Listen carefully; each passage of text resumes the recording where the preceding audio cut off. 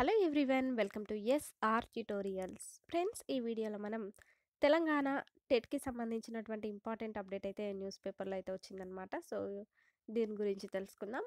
టెట్లో నార్మలైజేషన్ ఉందా లేదా అంటూ ఈ విధంగా అయితే రావడం అయితే జరిగిందనమాట. కంప్యూటర్ బేస్డ్ విధానంలో పరీక్ష, ఒకే సబ్జెక్టుకు 2-3 సెషన్లలో పరీక్షలు.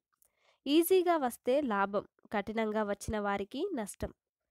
నోటిఫికేషన్లో నార్మలైజేషన్పై స్పష్టతనివ్వని విద్యాశాఖ అంటూ నమస్తే తెలంగాణ పేపర్లో అయితే రావడం జరిగింది. సో దీని గురించి అయితే చూద్దాము. ఉపాధ్యాయ ఉద్యోగార్థులకు నిర్వహించేటటువంటి టీచర్ ఎలిజిబిలిటీ టెట్ టెట్ పలు వివాదాలకు కేంద్రంగా మారుతున్నది. ఇప్పటికే ఫీజుల పెంపుతో అభ్యర్థుల నడ్డి విరిచిన సర్కార్ నోటిఫికేషన్లో నార్మలైజేషన్పై స్పష్టత ఇవ్వకపోవడం మరో వివాదానికి కారణమైంది. టెట్లో నార్మలైజేషన్ ఉంటుందా ఉండదా అనే సందేహాలు అభ్యర్థులను పట్టి పీడిస్తున్నాయి. టెట్ నోటిఫికేషన్లో నార్మలైజేషన్పై విద్యాశాఖ ఎలాంటి స్పష్టతనివ్వలేదు. టెట్ను తొలిసారిగా కంప్యూటర్ బేస్డ్ టెస్ట్ అంటే సిబిటి విధానంలో నిర్వహించబోతున్నారు. మే 20వ తేదీ నుంచి జూన్ 3వ తేదీ వరకు 15 రోజుల పాటు ఈ పరీక్షలు జరగనున్నాయి. ఒక్కో సెషన్లో 30 నుంచి 35 వేల మందికి మాత్రమే పరీక్షను నిర్వహించే వీలుంది. ఒకే సబ్జెక్టుకు 2-3 సెషన్లలో పరీక్షలు నిర్వహించే అవకాశం ఉంది. ఒక పేపర్ ఈజీగా లేదా మధ్యస్థంగా, మరో పేపర్ కఠినంగా వస్తే ఆయా సెషన్లలో పరీక్షకు హాజరైన వారికి ఇబ్బందులు తలెత్తే అవకాశం ఉంది. సులభంగా ప్రశ్నలొచ్చిన వారికి లాభం జరగగా, కఠినంగా వచ్చిన వారికి నష్టం జరిగే అవకాశం ఉన్నది. ఇంతటి కీలకమైన విషయంపై విద్యాశాఖ స్పష్టతనివ్వకపోగా ఈ విషయాన్ని పూర్తిగా విస్మరించడం గమనార్హం. గతంలో టెట్ను ఆఫ్లైన్లో నిర్వహించడం వల్ల అభ్యర్థులందరికీ ఒకే ప్రశ్న పత్రాన్నిచ్చేవారు. పేపర్ల మూల్యాంకనంలో ఇబ్బందులొచ్చేవి కాదు. కానీ ఇప్పుడు ఆన్లైన్లో నిర్వహించడంతో కొత్త సమస్యలు ఉత్పన్నమవుతున్నాయి. దీనిపై విద్యాశాఖకు చెందిన ఓ ఉన్నతాధికారిని సంప్రదించగా, ఇప్పటి వరకు నార్మలైజేషన్పై ఎలాంటి నిర్ణయం తీసుకోలేదని అన్నారు అంటూ ఈ విధంగా ఇచ్చారు.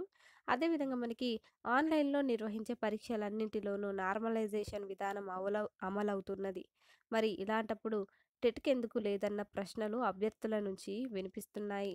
జాతీయంగా నిర్వహించే జేఈఈ మొదలుకొని టీఎస్పీఎస్సీ, గురుకుల నియామక పరీక్షలన్నింటిలోనూ నార్మలైజేషన్ను అమలు చేస్తున్నారు. ఇటీవల ఏపీ టెట్లోనూ ఈ విధానాన్ని అనుసరించారు. భాగంగా నార్మలైజేషన్లో భాగంగా సులభంగా వచ్చిన పేపర్లను, కఠినంగా వచ్చిన పేపర్లను అంచనా వేసి సరాసరి మార్కులేస్తారు.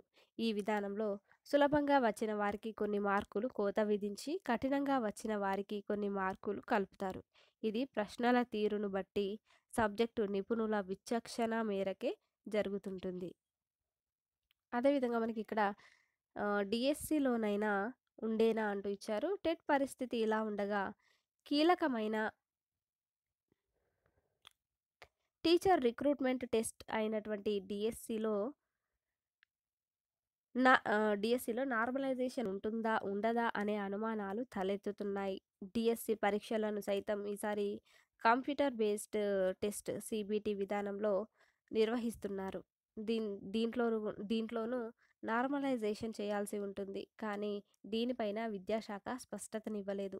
ప్రభుత్వం చొరవ తీసుకొని అటు టెట్కు, ఇటు డిఎస్సిలో నార్మలైజేషన్ అమలుపై స్పష్టతనివ్వాలని అభ్యర్థులు కోరుతున్నారు అంటూ ఈ విధంగా అయితే రావడం జరిగింది. అదేవిధంగా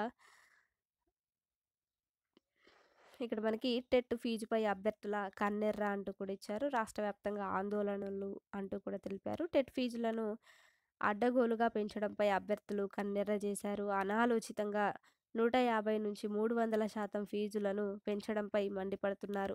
రూ. 400 ఉన్న టెట్ ఫీజును 1000, 2000కు పెంచడంపై ఆగ్రహం వ్యక్తం చేశారు. ప్రభుత్వ చర్యలను నిరసిస్తూ శనివారం రాష్ట్ర వ్యాప్తంగా ఆందోళనలకు దిగారు.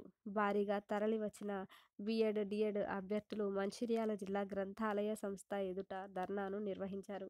కరీంనగర్లోనూ ఉపాధ్యాయ ఉద్యోగార్థులు, టెట్ అభ్యర్థులు ఆందోళనకు దిగి రాష్ట్ర ప్రభుత్వ చర్యలను నిరసించారు. వనపర్తిలోని సురవరం ప్రతాపరెడ్డి స్మారక జిల్లా కేంద్ర గ్రంథాలయం ఎదుట అభ్యర్థులు ధర్నా చేశారు. పెంచిన ఫీజులను తక్షణమే తగ్గించాలని డిమాండ్ చేశారు అంటూ ఇచ్చారు.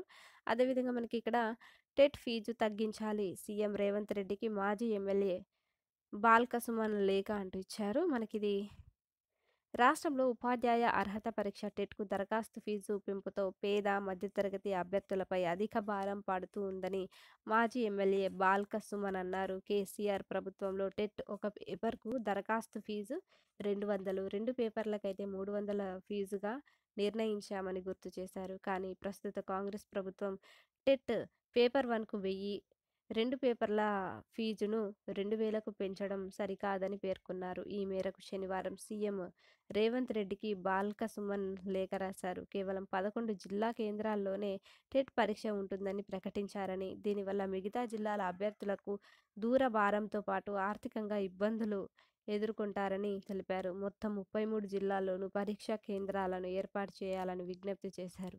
7 లక్షల మంది నిరుద్యోగుల సమస్యను పరిగణలోకి పెంచినటువంటి టెట్ పరీక్ష ఫీజులను తగ్గించాలని కోరారు అంటూ ఈ విధంగా అయితే ఇచ్చారనమాట.